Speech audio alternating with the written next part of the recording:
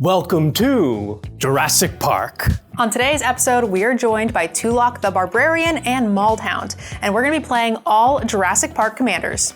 Thank you to our sponsors, Tales of Adventure, Moxfield, and Ultimate Guard, but more on them later in the video. That's enough from us for now. Let's go ahead and meet the players. Hi everyone, I'm Tulok. You might know me from D&D stuff. You might know me from Elden Ring stuff, but I'm also making Magic stuff now. And that's why I'm here. I'm here because I love Commander, and I also love making soup. In a tribute to Theodore Rex, the classic piece of cinema, I have decided to play Indominus Rex today. What he's gonna do, discard cards as he comes in, and then he eats up all those delicious keywords, vigilance, flying, others that I can remember. Anything that's a keyword he can gobble up and get in his DNA. Then I've just got a huge commander that I can do anything I want with. Should be fine.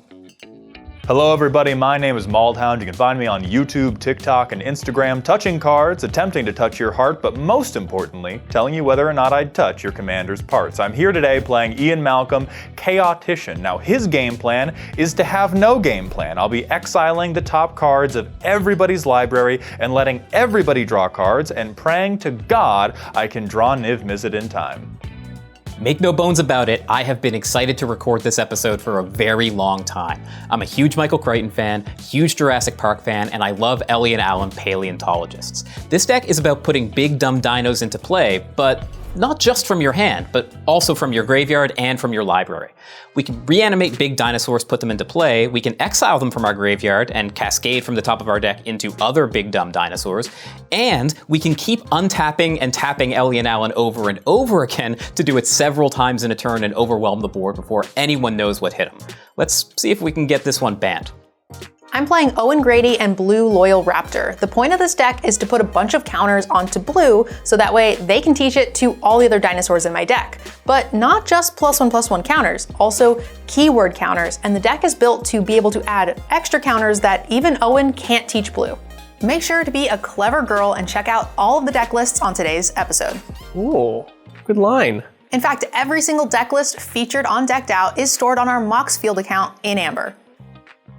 Yeah, nice. Veggie, you have to do the information part now. Yeah, Moxfield is the best deck building site available. It has all the tools that you need to organize and create and update your lists, and it's a perfect way to network with other deck builders and your favorite content creators like us. All right, let's go ahead and see if our deck lists find a way. Yeah. Welcome to the table. Let's see who goes first.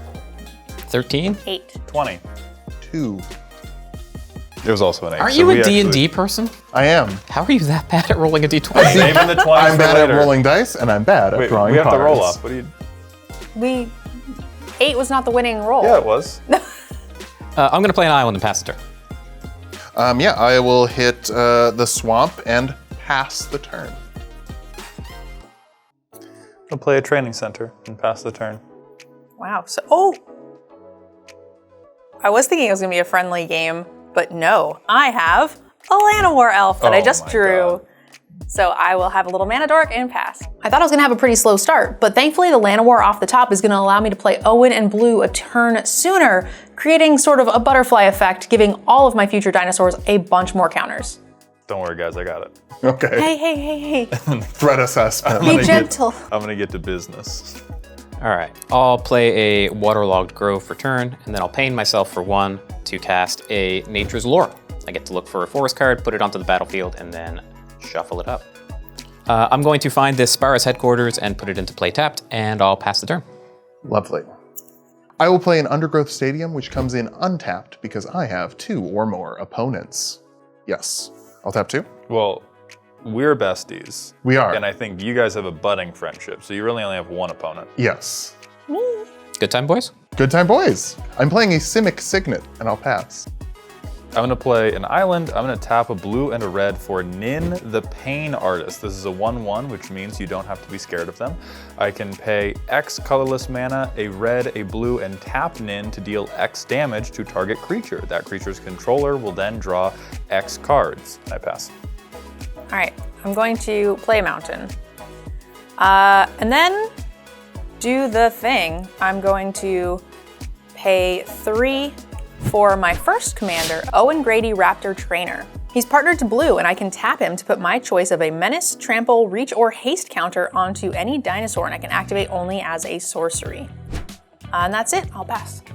We'll start by playing an island as my land for turn, and then we'll pay 4 to do the monster mash with the monster manual. It is an artifact that says I can pay 2 and tap it to put a creature card from my hand into play. And that's it. All right, so we got a problem now. Yeah, the land Warriors. We know. Yeah. That's gonna be a big dinosaur. Look, these are creatures in play already. I have no creatures. Nurturing Peak Land. And then I'll just tap 2 for a nice little Swiftfoot Boots.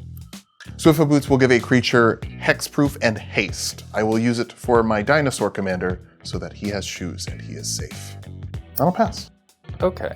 I'm gonna play another island. I'm gonna tap 3 for my commander, Ian Malcolm, Chaotician. He is a 2/2 that says whenever a player draws their second card each turn, they exile the top card of their library, and then during each of our turns, we can cast a spell from among cards that we don't own that were exiled with Ian Malcolm. So anything you've taken from your own deck, you no longer have access to, but you get the rest of the tables.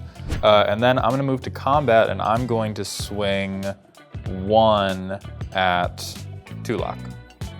Okay. I cannot block, so I'll take 1. A little bit of trauma bonding. Sure, yeah. Yeah, smooth things out. It's a love tap. Love tap, yeah. I'm gonna go ahead and play a command tower. And with that mana of any color and my Llanowar, I'll play my other commander, Blue Loyal Raptor. He's partnered with Owen, he's a 5/4, and for each kind of counter on him, I get to have other dinosaurs enter with those same counters. And then I'm gonna go ahead and tap Owen to give him a hasty counter. All right, so there's my little haste counter, and Airball's gonna be able to put in a huge creature very soon. Yeah, no one should have a big dinosaur in play on turn 3. That would be crazy. Yeah, and so you should take 5. Commander damage, please. I'll take 5 commander damage. And then I'll pass. At the end step, I'm actually gonna come in. I'll take 1 damage, and I'm gonna channel Boseiju and destroy the monster manual. Oh! So Boseiju lets you channel, and that means you can discard it and destroy a target artifact, enchantment, or non-basic land an opponent controls. Then they get to search their library for a land that has a basic land type on it and put it out instead.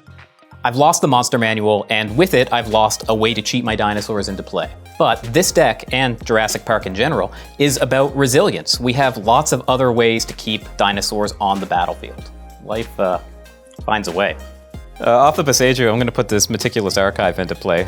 It's blue-white, and I get to Surveil 1. All right, we'll start the turn by paying 3 for a Frantic Search. Draw 2, discard 2, untap up to 3 lands. I'm gonna discard the Sitalpa and a Forest, and we'll untap the 3 mana that I used to cast the Frantic Search. I'll play this Dal Amroth, which is Minamo School at Water's Edge. It taps for blue, or blue in a tap, I can untap a legendary permanent. Then I'll go ahead and pay 5 for Karmic Guide. It is a 2/2 flyer pro black. When it ETBs, return target creature card from my graveyard to the battlefield. And I'm gonna target Sitalpa. So here's Sitalpa. What is it? It's a 1-800 flappin', slappin'. 1-800 Are You Flappin'? Are You Flappin' is the real name of Sitalpa Primal Dawn. It is a 4/8 flying, double strike, vigilance, trample, indestructible elder dinosaur. Oh, and when I cast Frantic Search, it should have triggered Ian, so we are going to add this to the pool and add our card waste. And yeah, I'll pass. Rogue's Passage, I can add 1 colorless to my mana pool, and I can pay 4 to make a creature unblockable until end of turn. But I'm just gonna go ahead and we're just gonna YOLO it. 1, 2, 3, 4, 5. I believe I did properly mana fix. For the Indominus Rex, the Alpha. When it enters the battlefield, I can discard any number of creature cards. It enters with a flying counter if the card has flying. It's keyword soup if the cards I discard have keyword abilities. Indominus gets a counter with those abilities. And then when it enters the battlefield, I draw a card for each kind of counter on it. I will be discarding Miri the Cursed, which has Flying, First Strike, and Haste. Hydroid Krasis, which has Flying and Trample. And the Questing Beast, which has Vigilance, Death Touch, and Haste. Which means I will get several counters, and then I also get to draw cards. I get to draw 6 cards. And what's interesting is all of these are stuff that I was probably just hoping to discard, but now they get to be creatures. They get to live because I have the alpha. And even more interesting, now you get to play my game. Yeah. Please exile the top card of your library. I would love to. I am exiling this island. I hate you, I hate you, I hate you. You Because we can't play lands from exile. Sure. Remember the love tab? We're good time boys. Remember the love tab? It's so different. I will, it's simply 6 commander damage. I didn't get double strike, so in my lottery. Yeah. It's That is totally cool. fair. That It's still is just a 6/6. chill. Yeah, it's only 6. Perfect. I'll pass turn. Because I'm a nice and friendly guy that nobody should be mean to. I'm going to play the Dictate of Krufix, which has flash, but I'm doing it at sorcery speed because I am kind and transparent in my game actions. At the beginning of each player's draw step, that player draws an additional card. I don't have anything that turns it into damage yet, but now that I have Nin and Dictate of Krufix on the board, this game's gonna get going quickly. Everybody's gonna have extra cards, and everybody's gonna be donating to the Ian pile, so I'll definitely get something good soon. Pass. Okay, so then I will draw 2, which will then trigger Ian. So I will put a giant dinosaur there for you all. My land for turn is going to be a Storm-Carved Coast. It's going to come into play untapped. And then I'm going to pay 4 to cast the Great Henge. It's at a discount because I have a 5-powered creature. It allows me to tap for 2 green and I get to gain 2 life. And whenever a non-token creature enters the battlefield under my control, I get to put a +1/+1 counter on them and draw a card. I'm gonna go ahead and tap Owen to give blue Menace. And then I'm going to tap for 3 more. I'll gain 2 from the Henge, and I'm going to cast a Topiary Stomper, a 4/4 with Vigilance that says when he enters, I get to search my library for a basic land card and put that onto the battlefield tapped. He can't attack or block unless I have 7 or more lands. All right, so I'm gonna get a Forest into play with the Topiary Stomper's ability. He's also going to get a Haste counter and a Menace counter to match blue, because that's the counter's blue half. I'm also gonna get a +1/+1 counter because of the Great Henge, and I will get to draw. Okay, Topiary Stomper can't attack, however, blue can. And you know, Indominus Rex, you got a lot of card draw, so I'm gonna come in for 5 Menace. I only have 1 creature, so I can't block, and I'll take 5 commander. And that'll do it, that'll be it for my turn. On my upkeep, I'm not going to pay the Echo cost for the Karmic Guide. I'm just going to sacrifice it and put it in the bin. And I've drawn my second card for the turn, so we are going to exile, for the table's pleasure, a Drownyard Lurker. We're having fun, right? No one's gonna hit me, right? I gave you that. I'm having a great time with that. I think that's fun. I'm still gonna hit you, What? but that's just because How are you not more worried? I just can't do anything over there. That's why I kill a Maldhound all the time too. That is the exact reason. Just impotent rage. I love this group hug, but you know, get a blocker. Get a blocker, sweetie. You have a trampling death toucher, get a blocker. Get a blocker. Let the record show that I am not attacking Maldhound. I am a good time boy. Zatalpa's going to come in and hit NerdGirl for 8. Taking 8 damage a turn from Zatalpa is rough, but Great Henge is sort of counteracting that. The only thing I really have to worry about is Indominus Rex, because that's commander damage and I can't heal my way out of that. I have no blocks, so I'm just gonna take the 8. I'm going to play this Horizon Canopy Bag End as my land for turn. Then I'll go ahead and pay 3 and pain myself for 1 to cast Kiora Behemoth Beckoner. She's a planeswalker that untaps permanents, and whenever a creature with power 4 or greater ETB is under my control, I get to draw a card. I'm going to activate her right away and untap my basic island. And then I'll pay 5 to go ahead and cast this Bonehorde Dracosaur. 5/5 flying first strike. At the beginning of my upkeep, exile the top 2 cards in my library and I can play them that turn. If I exile the land card, I make a 3/1 red dino. And if I exile the non-land card, I make a treasure. That's a 5 power creature. Cure is going to trigger and I'll draw a card. And that will do it. I'll pass the turn. I'm gonna draw, and then I'm gonna draw again. And then you're gonna exile. Then I'm for gonna the table. exile for the table, a little rampant growth. I'm gonna go ahead and hit a land drop with the Zagoth Triome, but I think 1 land, that's weak stuff. So I'm gonna go ahead and hit 2, 3 visits actually. I'm gonna look for a forest card, put that onto the battlefield, and then shuffle. Oh my goodness. I am going to use 3 visits to look for a breeding pool that I will shock in and just take 2 damage from. And then, you know what's more interesting than hitting 2 lands in a turn? If you cultivate, I'm gonna scream. Hitting 3 lands in a turn. I'll tap this and the Simic Signet to Farseek. I'm gonna go for a Watery Grave. This cannot come in shocked. I think it would be cool if a dinosaur wore shoes. I'll put some Swifties on him. We can't prove dinosaurs didn't wear shoes. Also pay 1 life to ramp more to get Birds of Paradise out. I will swing at... So Maldhound's sort of just sitting there giving everyone card advantage, and that's really nice, and hitting him would be very mean. However, I can hit him, and if I can hit someone when I'm playing Magic, I'm gonna hit them. I'm not here for a 4-hour game. Attack people. Attack people when you can. There are never any negative consequences for this. It is you. I'm sorry. Why? You're gonna get killed Actually, yeah, by her. you know what?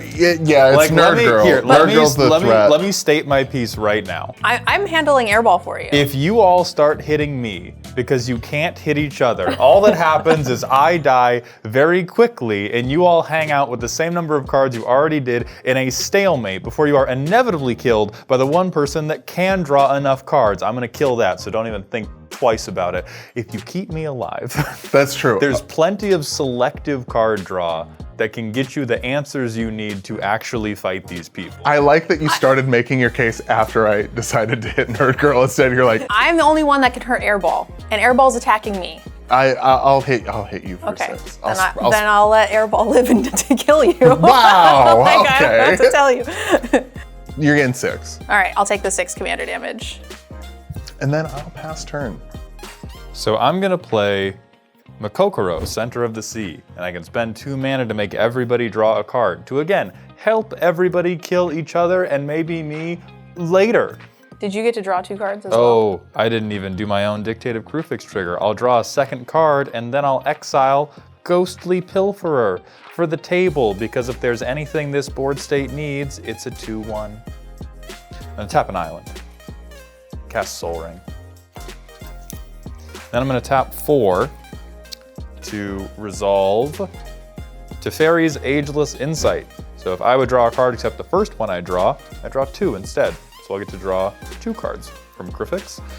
I still don't have any explosive turns lined up, but now that I have Teferi's Ageless Insight to break parity on my draw effects, I should be able to find something like Niv Mizzet or Psychosis Crawler pretty soon. And then I will pass, because I'm a good boy. All right, I'm gonna draw 2, thanks to Maldhound's card, and I will exile for Ian, which is a Return to the Wild Speaker. Oh, Lord. I will tap 2 to cast Maldhound's Ghostly Pilferer. It's a 2/1 that says whenever Ghostly Pilferer becomes untapped, I can pay 2, and if I do, I get to draw an extra card. And whenever an opponent casts a spell from anywhere other than their hand, I get to draw a card as well, so I get to play the Maldhound game. I can also discard and make Ghostly Pilferer unblockable this turn.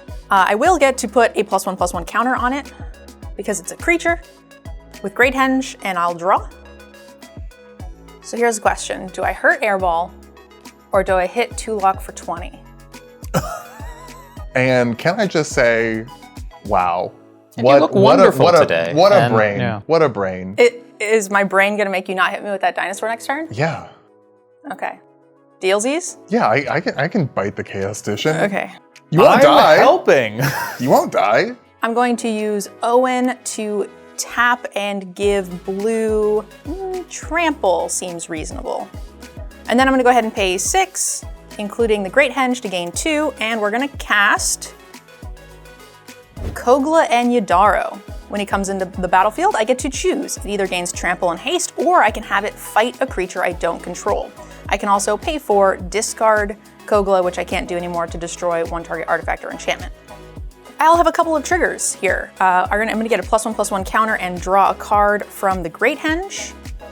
Kogla and Yodara is also going to get some counters. Blue has Menace, Trample, and Haste. So because I already have Trample and Haste, I don't need to choose that option, so I'm gonna have Kogla fight the Bone Horde Dracosaur. Oh, all right. I think this is your card. It is. I want my card back. Thank you. I cannot attack with the Topiary Stomper because he is still a baby. Airball. I'm coming in for 12 with Menace. And it's all coming at me, not Kiora. Sure, I'll go easy on you. I'll hit Kiora for 8 and you for 5. Okay. I'll take 5 more Commander. I'm gonna go ahead and move to end step and have to discard down to 7 and I'll pass. All right, so I'll draw my additional card for turn. And then for Ian purposes, there's a Lush Portico available to you all. I almost said a swear word, I'm sorry. What kind of rapscallion exiles lands to the funny group hug trigger? True. All right, I'll play this command tower as my land for turn. And then I'm gonna go ahead and pay 5 for Emoti Celebrant of Bounty. It's a 3/1 Cascade, and spells that I cast with CMC 6 or more also have Cascade. So we're gonna Cascade into something with 4 mana value or less.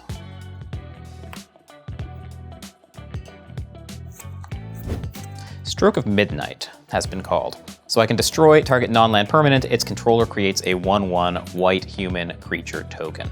So I am at risk of death from unpleasant levels of commander damage.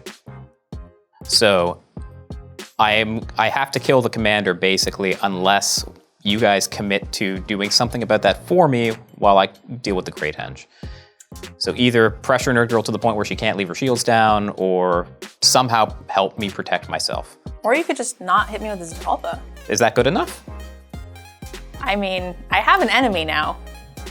I thought we resolved that. I thought we were good. No, you don't get to hit me and then be good. So it sounds to me like Stroke of Midnight is going to get cast off of Cascade, and it's going to target blue. All right, before the stroke resolves, I'll get to draw a card off the Ghostly Pilferer. And unfortunately, I don't have anything else, so I'm gonna go ahead and put blue back in the command zone. All right, here is my human. Okay. And given that, I assume the deal to not touch me if Zetalpa doesn't come your way is no longer on the table.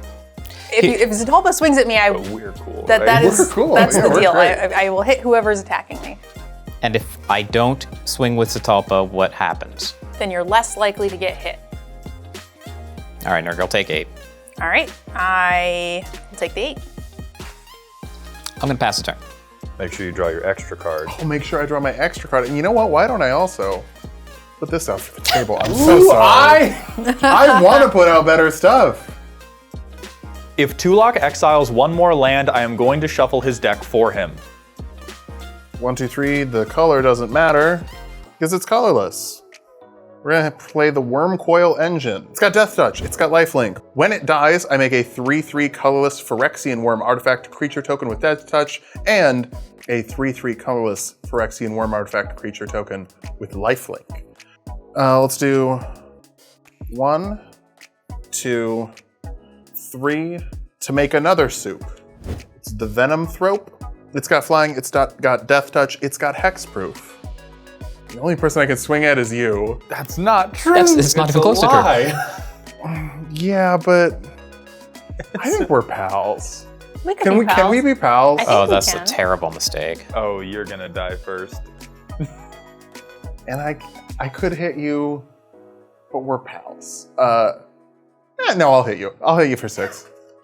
I'll hit you for 6. And then I'll pass turn.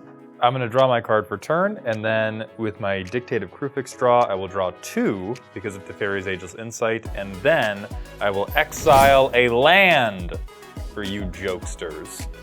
And first, we are going to tap 4, and I'm going to cast Big Score. There's an additional cost to cast it. I will discard a card. I will discard this land. Who needs it? I will draw 2 cards turned into 4, and I will make 2 treasure tokens. Okay, well, hey, guess what? Y'all are about to learn about a little thing called synergy. I'm gonna tap 4, crack both my treasures. Dice doesn't even matter. I'm going to play Warped Space. Once each turn, I may pay 0 rather than pay the mana cost for a spell I cast from exile. Hot tip for all you Commander players at home. Casting stuff for free? Pretty good. So using Warped Space, I'm going to pay 0 to cast the Drownyard Lurker. I do get to make a 0/1 Eldrazi spawn. All right, that means I'm gonna get another Ghostly Pilferer trigger and I will get to draw a card. Thanks, Mald. You're so welcome. So let's draw 2. And then Malcolm, we're going to exile the Quartz Crasher. This isn't right. I'm the only person exiling cards worth casting for my opponents. Where's my good stuff? I'm gonna go ahead and pay 3, and I'm going to cast an Urza's Incubator. I'm gonna name Dinosaur, and all dinosaurs are gonna cost 2 less to cast. I'll gain 2 life off of the Great Henge. I'm gonna go ahead and pay 4 with the discount to recast Blue, my commander. He's gonna get a +1/+1 counter from the Great Henge, and I'll get to draw. I'm gonna go ahead and tap Owen to give Blue another Menace counter. And then I'm gonna tap 3 with the discount to cast another dinosaur. If it's Regisaur Alpha, I'll scream. Regisaur Alpha is a 4/4 that gives other dinosaurs haste, and whenever it enters, I get to put a 3/3 dinosaur token onto the battlefield with trample.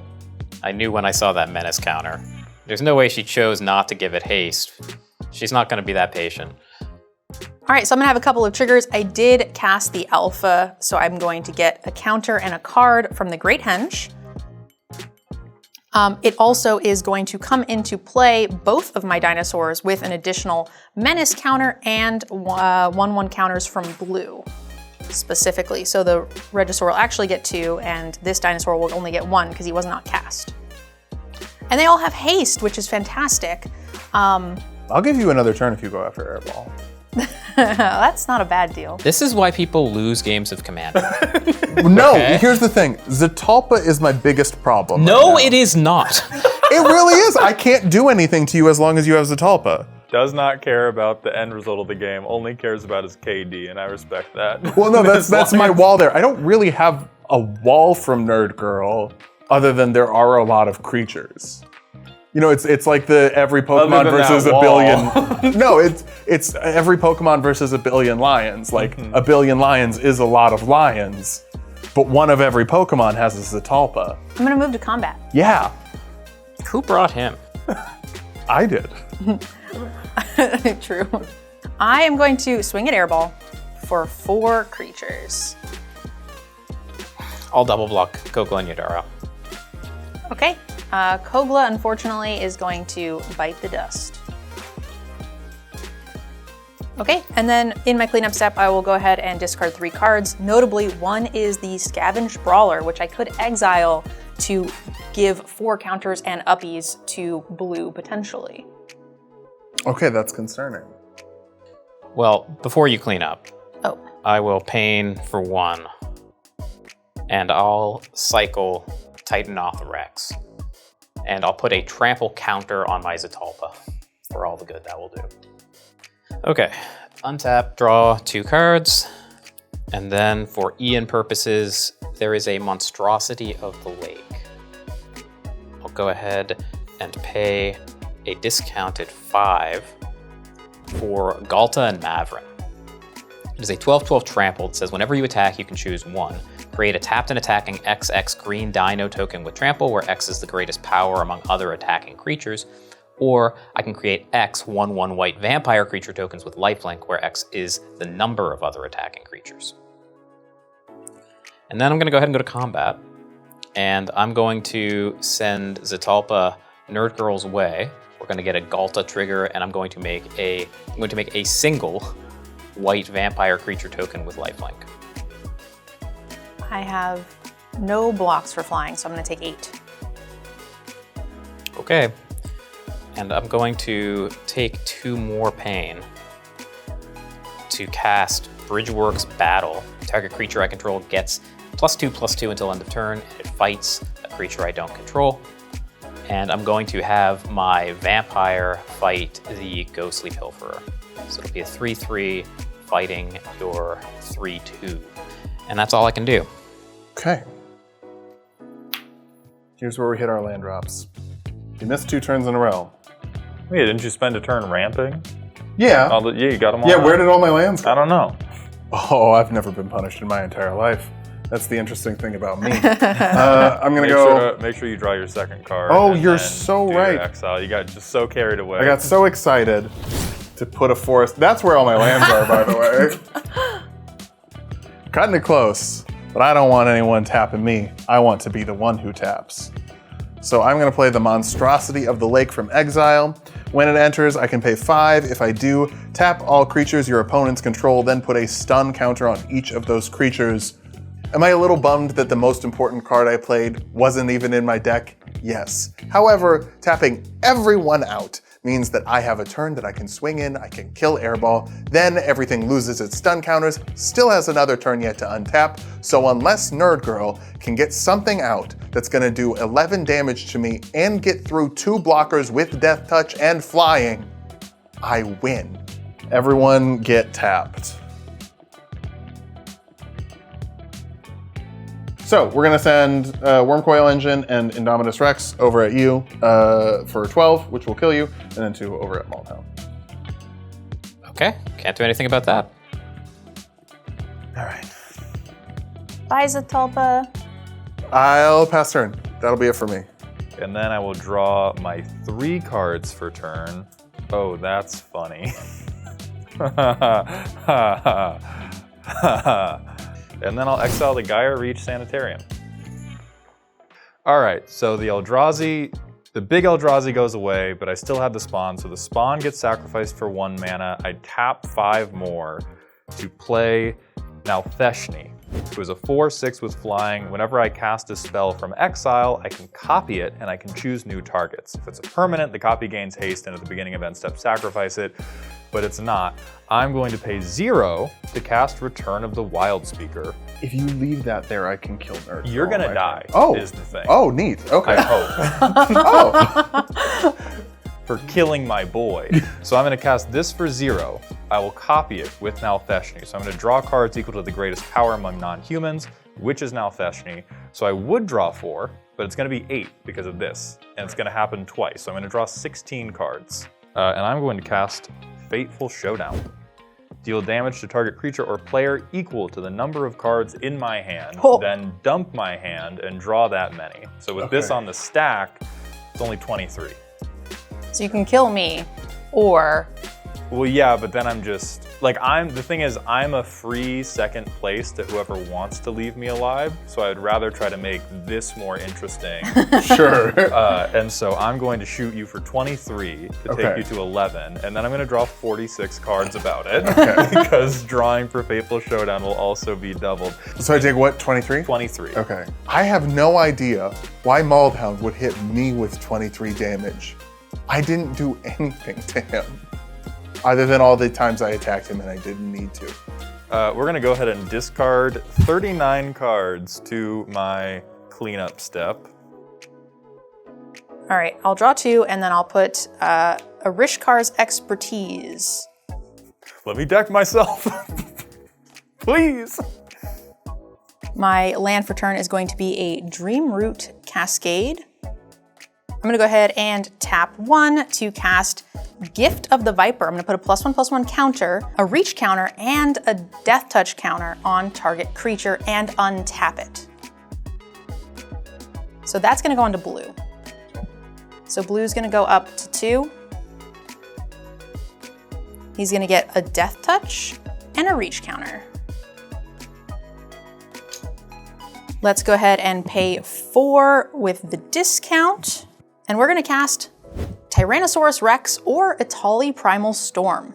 A 6/6 that says when it attacks, exile the top card of each player's library. I can cast that this turn without paying its mana cost. All right, a couple things are gonna happen. It's going to get Reach, Death Touch, Menace, and 2 +1/+1 counters, because 1 from there and 1 from the Great Henge, and I'll get to draw a card. And then I'm going to go ahead and pay 1 for a Scytheclaw Raptor. Whenever a player plays a spell, if it's not during their turn, this will deal 4 damage to you. A couple of things. I'm gonna get all of the things and 2 counters and to draw a card. And then I'm gonna go ahead and pay 3, again with the discount, and we're gonna pay a Wrathful Raptors. It's a 5/5 with trample that says if a dinosaur I have is dealt combat damage, I can deal that much damage to any other target that's not a dinosaur. Again, that's going to come in with Reach, Death Touch, Menace, yes, and some counters. 2 of them. And I'm gonna get to draw a card. It's not a dinosaur, which is unfortunate. I will get to gain 2 life as well from using the Great Henge. All right, I'm gonna go ahead and move to combat. Maldhound is getting just blue, and then I'm gonna send Atali, the Scytheclaw Raptor, and the Wrathful Raptors over to Tulok. She got enough things out that could get around the death touch and flying. Uh-oh. Okay. There are some triggers. And First, yeah, a Atali trigger. I'm gonna get to cast something off the top of your guys' library. And yours. But I'm gonna get, but it's too late for that, unfortunately. it's too late. I get a Mirror Style Master. When he comes in, I get to back up another creature, just put a +1/+1 counter on it, and give them the ability that whenever this creature attacks, each attacking modified creature I control, I get to make a copy of it that's tapped and attacking. But unfortunately, I'm already past the goes into combat. So I just get to put a +1/+1 counter onto something. And that's gonna be Atali, so I get to deal more redirect damage. I will die to dinosaur damage. All right, And- and I take 7. 7 commander. Okay. I have nothing else I can cast for 1 mana, so I have 1 blocker and 1 mana. Kill me, Maldhound.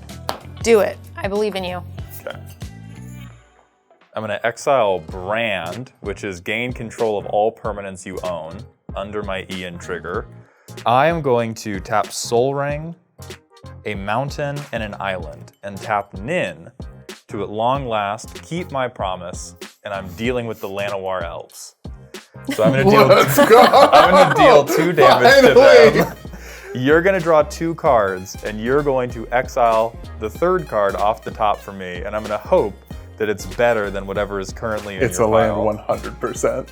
Stomping Ground. Oh, that's poetry. That's poetry. I cast Rishkar's Expertise. Somebody get the mic off me. I decked myself. You wanna know what this is? 6. You wanna know what's in here? Good Niv Mizzet. Good game. See, I'm giving good stuff. Unfortunately, Airball gets it all gets first dibs on it. Sorry. Makes me really sore. Dinosaur.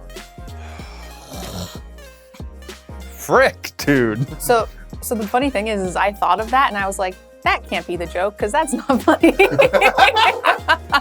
Attacking is fun, but when you attack your friends, you break trust. Remember, trust takes years to build and seconds to break. And way, way longer to bring back. So I shouldn't have attacked NerdGirl at the beginning of the game, and despite all my best efforts, I was unable to win her favor. Don't forget to support your favorite Commander show by doing something you were going to do anyway, and that's buy Magic singles. And you can do so by using our sponsor, TOA. It really is that easy, and Tales of Adventure has a wide selection of singles from the most basic printings all the way through the most premium versions, and they've also started stocking sealed product now, so you don't need to go anywhere else for anything Magic. And you get 5% off your entire order when you use code DECKEDOUT at checkout. And you should know by now, the link is down in the description, right there. Ah, yes. I too remember the horrors from the blind eternities that were in Jurassic Park. I would go to an Eldrazi zoo. See, and that's how you die. Yeah, no. Like, it's my best day, it's also my last day. NerdGirl may have technically beaten me again, but it feels good to at least go out on my own terms rather than to her bloodthirsty jaws. If you're building decks and you're not using Moxfield, then I feel bad for you. It just is the best tool for organizing, customizing, and collaborating on all of your decks. In fact, it's the only way that our team can keep up with building sometimes over 20 decks per month. And it's the way that we can share our deck lists with you in a nice, easy format. You can always support the show too, just by following us on Moxfield, where you can find every deck that's ever been on the show. We want to talk about gimmick infringement. Has your shtick been stolen by MTGNerdGirl? You may be entitled to compensation. With the help of Blue, I was able to prove that trained dinosaurs are the best dinosaurs. Having menace on every single dinosaur that comes out that has haste is absolutely insane and difficult to deal with. But what can I say? I'm a clever girl. Ultimate Guard is the industry leader in TCG accessories. And Ultimate Guard products are the way that all three of us on the Decked Out team are able to organize, protect, and display our collections. And they're the best way to show off all of our cards on camera for you. So make sure you use the link down below in the description to support the show and pick yourself up some amazing upgrades. See, it's like, So, it's like the stack overflow error with Gandhi's aggression in Civ, where sometimes you're like, it's so just right there and awful that if you say it right, it becomes funny again. I won the die roll, got off to a pretty hot start, and looked pretty threatening in the early game. But towards the late game, I thought it was pretty clear that I wasn't really the threat and I was going to get help from the rest of the table. But I guess I should have been nicer, right? Didn't say the magic word. Respect it. I have so many cards. You do have a lot of cards. And you're gonna put, so heavy. what, 33 of them in the graveyard? 39. 39 of them, I'm so 39 sorry. are gonna go in the grave. Okay, I just can't let this go as a computer scientist. Maldhound said that the glitch with Gandhi in Civ was about a stack overflow, but it wasn't. It was about integer overflow, and he went from being one of the most designed non-violent characters to being one of the most bloodthirsty, nuke-hungry characters in the game. But it wasn't because of the stack, it was because of integer overflow. Look it up. We'd like to thank our patrons and YouTube members for helping make today's episode possible. It is specifically thanks to patrons and members like you, Jeff, that we are able to keep this show weekly, and that means so much to us. And if you're not already a part of the show, you can think about signing up for our Patreon for the new year to help us stay weekly. You can unlock exclusive perks like monthly signed tokens, even have us play your Dino deck list here on the show. And of course, Jeffrey, you can always support the show by clicking like and subscribing to the channel. That's all we've got for you for today. We'll see you next time on Decked Out.